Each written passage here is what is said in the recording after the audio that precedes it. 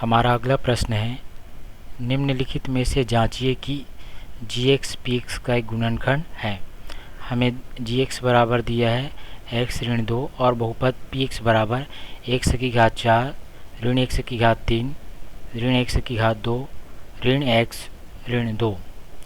गुणनखंड प्रमेय से बहुपद gx बहुपद px का एक गुणनखंड होगा यदि शेषफल p of a equal to 0। अर्थात इसे हम लिख सकते हैं इस प्रकार से, गुणनखंड प्रमेय से gx बहुपद px का एक गुणनखंड होगा यदि शेषफल pa बराबर 0, जहाँ पर a भाजक gx का शून्यक है।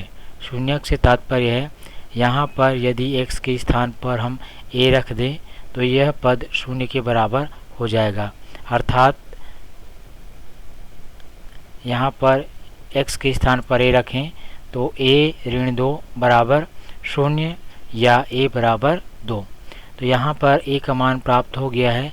इस मान को यहाँ पर रख देंगे शेषफल निकालने के लिए और जांचेंगे कि क्या वह 0 प्राप्त हो रहा है या नहीं।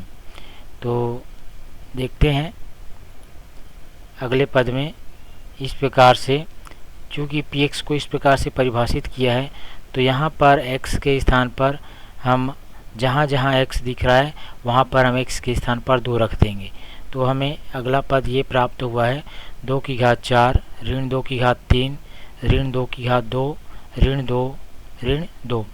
इसे आगे हल करेंगे तो हमें अगला पद प्राप्त होगा 2 का 4 बार गुणा करने पर 16, 2 का 3 बार गुणा करने पर 8, 2 का 2 बार गुणा करने पर 4 और इस प्रकार से हमें ये पद प्राप्त होते हैं।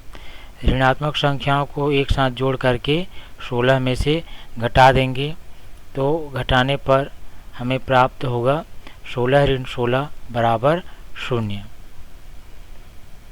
तो यहाँ पर हम क्या देखते हैं, हमारा शेषफल P2 बराबर 0 प्राप्त हो रहा है। तो चूँकि शेषफल P2 बराबर 0 है अतः बहुपद x-2 दिए गए बहुपद px का एक गुणनखंड होगा निश्चित रूप से। तो इस प्रकार से आप जांच कर सकते हैं।